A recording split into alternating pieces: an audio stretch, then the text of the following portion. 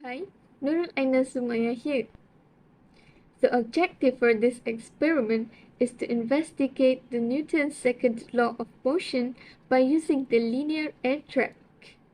The theory for this experiment is where Newton's equation of motion for a point of mass to which a force is applied by the given equation of F equals to ma. By looking at this figure, when m2 is released, both objects will accelerate.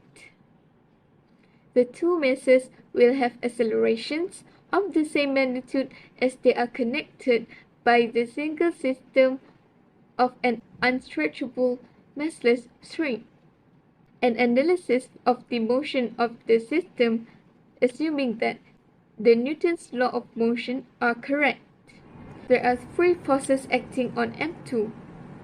The force from the contact of the frictionless surface pushing up on M2 labeled T.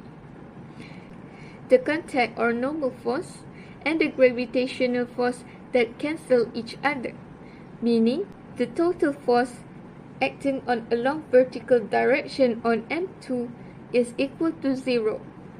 This leaves the tension in the string as the total force acting on M2. Newton's second law said that M2 will accelerate and give the equation of T equal to m2a. Hi, I'm Hannah. I will continue with the theory. So there are only two forces, which is gravitational force in the downward and the tension in the upward direction. So we will get equation number 3.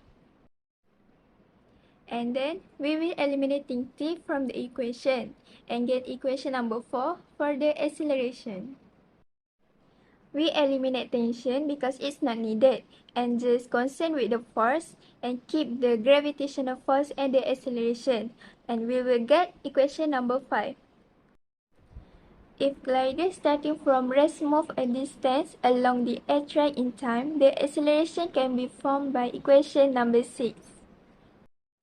After we combine all the equations, we will get the real equation and will be used in the analysis.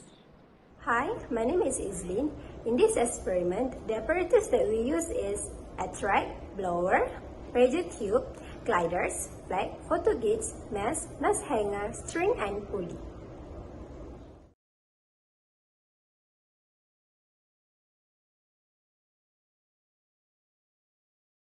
The first procedure for this experiment is the linear air trap was assembled. After the linear air trap was assembled, the pump was switched on and the air blow went through the track for several minutes. One hook was inserted at one end and a flag on top of the glider. One end of the string was attached to the hanger and the other end of the glider. A mass of 20 grams was placed on the hanger and the string was put over the pulley. After that, the glider was positioned exactly before the photo gate. The glider was released and the time shown on the photo gate was recorded. Then 2 more times were repeated to obtain the time average values. The last step was the procedure was repeated 4 more times with 20 grams each added to the hanger.